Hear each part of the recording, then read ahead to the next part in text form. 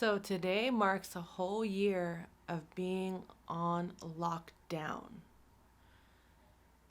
Where were you? Hit the comments. Where were you a year ago if you live in the Bay Area, San Francisco specifically? Where were you when they shut us down? I was here at home. I had already been working from home, so that wasn't much of an adjustment. I didn't really understand the severity of it. Honestly, I'd never really heard the word pandemic up until that day. And I just remember thinking, oh, I have to go to Target. I need to go to Target. I got to go to Target. So I went to Target. I don't even remember what I bought, but I just was so adamant about going to Target. But prior to all that going down, I was really starting to get into a groove of leaving the house, because at that point, all of my friends and family had to go to work. They had to go be somewhere during the day. So I was always just at home trying to figure things out to do when I wasn't working. I started going to the golf range. That was fun. I started just leaving the house, which was important to me at that time for my sanity. And then God was like, nah, you need to sit down even longer. And mind you, we're still in this. It's not over. Like C-19, that Rona, she's still here. She ain't going nowhere. Like, vaccines are available, numbers are going down, but she's still out here causing mayhem. Okay? A whole year. I don't know. Will it be 2 years? Will we eventually get to 100% occupancy at other places? Will we be able to travel the world? Will borders start to open up again? I don't know. Would I want them to? Absolutely. Absolutely. There's so much of my family, so many family members and friends that I miss, that I want to see, that I just want to have at the house, that I want to just be like, hey, come over, or yo, I'm coming over, without having to worry. I know a lot of my friends are currently vaccinated, so that helps bring a lot of peace of mind. My dad is vaccinated. Um, I don't meet the qualifications just yet, and I'm willing to wait my turn. So, because I'm just home most of the time, getting tested often still. But through it all, I can't say it was entirely miserable. Did I have some lows? Oh, absolutely. There were moments where I just thought the walls were closing in on me, that the world was ending. I didn't know what to think about life. I just was lost and scared and anxious all the time. I've gotten better with managing all of those feelings and just acknowledging my feelings in the moment. I remember up until around August. So that's March, April, May, June, July, August. 5 whole months of being in the house.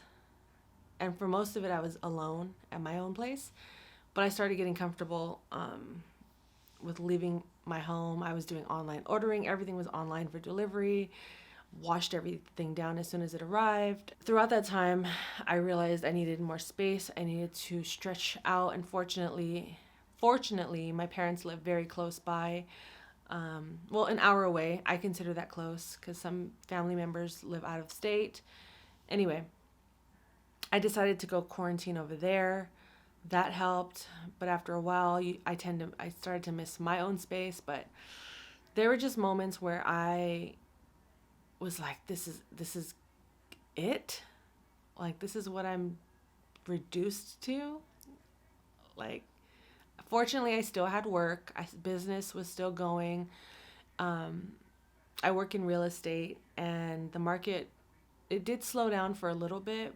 But when we're going through a whole Panera Bread, people get scared and want to get rid of their homes or move. So there was a lot of that happening. So the market didn't slow down for too long. So in terms of work, that kept me occupied a lot of the times.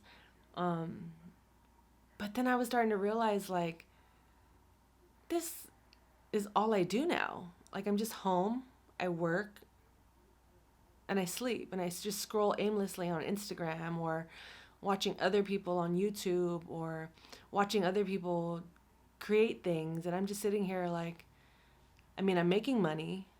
I have my family and my friends. There really isn't much else I should need, but I just wasn't feeling fulfilled. And through this pandemic, at that point when I really felt like the walls were closing in on me and I just felt like there's nowhere else to go, or that there was really no light at the end of this tunnel, I was fortunate enough to take a weekend trip with my best friends to Palm Springs. All we did was rent an Airbnb. We all got tested before. We all have the same values. And honestly, that trip changed my life. It was just transforming. I didn't know how much I needed to socialize and just do something that felt normal to me and my mental health. I didn't know how bad I needed that. I really didn't. And I'm very fortunate that that trip did happen. And I understand during these times that is not recommended to travel. But honestly, if you're willing to be safe, wear masks, wear 2 masks, wash your hands, stay away from people, social distance, you can travel safely. And I'm very fortunate for that point in time, because honestly, I would have been in a really dark place and I wouldn't have known how to get out of it had I not changed my scenery. But with that said, upon my return from that trip, I felt like I had a new lease on life. I approached every day differently, with more love, with more appreciation, gratitude. I just realized that, and I already knew this, but it's just how quickly things can change overnight, within a minute, an hour, a day, whatever the case may be. I was already aware of that, but I think to experience that on such an extreme level, like everything just halted. Like we were just told to stop and stay home. No other solutions. Like, you can go shopping, but that's it. I never liked shopping before the pancetta. Why would I like shopping now?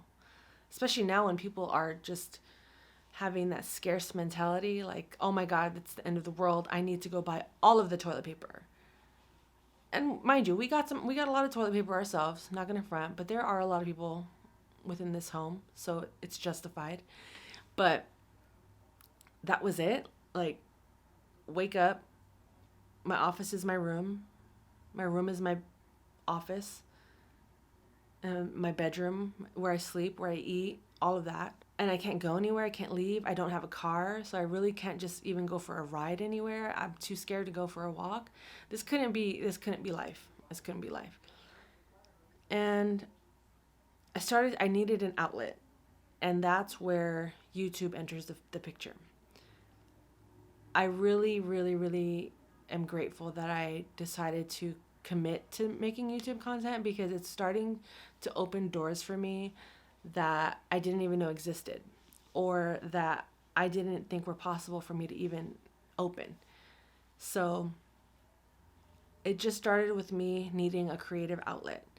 If you follow me on Instagram, on my personal channel, on my personal page at Fiyah Lilz, I started making videos randomly throughout the pandemic. I just, for fun, just to have a reason to do things in the house alone. And, fast forward a couple months later, where I was just really needing to just get whatever was in me out, whether it was writing, journaling, creating videos, whatever it was, I just needed to do something different. So I created a YouTube channel, and through that, I feel like I've really grown up. I think talking to a camera is a lot deeper than just talking to a camera. I've gotten to know myself a lot better. I'm able to tap into areas of my life that were just in the dark, that I just kind of ignored for years on end, because life was lifing. And that's why I named this channel Fiyah Life, because it's all about my life and how I approach every day, how my mistakes have determined my future, how my successes have determined my future, and what I'm getting into now moving forward. I never thought I would ever create or sell clothing and having my own line. I deal with imposter syndrome with that sometimes because I don't feel qualified, but the fact that I did it just proves to me that even with very little knowledge or experience, things are possible. The road is going to be bumpy, but the path is open for me. Creating this YouTube channel, taking time for myself to dip and take a weekend trip, for myself, or taking courses now. I'm taking classes online that are just life altering. All of this was a result of this Pan's Labyrinth. Like, had we not gone through it, I definitely wouldn't have been able to discover parts of myself that even existed. And I'm grateful. I'm not going to complain. I had to go through it to get to this point. I'm still growing. I'm still learning. I'm still learning how to build businesses, how to build more streams of income. I'm pumped to be doing that. I let go of a lot of old habits that were keeping me stagnant. I'll get into all of that with this channel, whether it's my struggles with expressing myself emotionally, or partying, or money spending habits. Like, I've really just feel like I've cleaned up my act and I'm growing up. At my big age, it's called for me at least. Everybody's different. And I just feel like I've entered a new phase in my life that involves more attention and dedication and commitment to really developing my craft and not being afraid to do things, and to do things shamelessly, fearlessly, courageously, bravely, all of that. And after a whole year, I'm just grateful that we got through it, I'm just grateful the vaccines are here. I'm grateful to see the weather's changing, sun is shining, weather is gleaming, makes me want to move my dancing feet. And I'm just pumped, to just really summer this summer up. If you ain't know, now you know. Okay, because my passport is dusty. My suitcase is empty. My bank account is ready to be... The travel money is ready to be spent. Okay, that's all I have to say. Which means more content, more experiences, more fun, more joy, more blessings, more life, all of that. So comment below how is this pandemic for you? I know it was rough for many. I know it continues to be rough and exhausting. I'm just going to have hope. I'm going to, do my best to stay positive regarding everything, regardless of how good or bad things may get. But I'm just going to do my best to have fun. That's all I want to do, just have fun and grow and learn and be a better person, be kinder, wiser, more compassionate, and to get rich AF and to become best friends with Beyonce Giselle Knowles Carter. Okay? So we could pop champagne on her yacht. Because I'm not going to buy a yacht. Yachts are too expensive. Like, it's such a liability to buy a boat, and I could barely fix my hair in the morning. So I don't think I would ever own a yacht. But I would like to be able to afford the ability to rent a yacht at least for a weekend with my friends and Beyonce, because Beyonce is going to be my friend. And when I say friend, I mean Beyonce. Yeah. 1 year down. Shout out to everybody. We out here surviving, thriving, and we got this. You got this, okay? You're gonna be okay. Everything's gonna be all right. Keep working hard. If you need a change, make a change in your life. Shift, let go of people, add people, clean out your fridge, throw out old socks with holes in them, or just old socks and get all new socks. Stop wearing a bra. buy a heat press. Just pray every day, be thankful. Write in a journal, stop writing in a journal. Do something different to save your life. I guarantee it'll help. On that note, I appreciate you. Life is a blessing. Until the next video, hit that subscribe button, hit that like button, comment, tell a friend about this Fiyah Life movement because it's real and you do not want to miss out on what is to come, okay? FiyahLife.com, Fiyah Lilz, I'm out.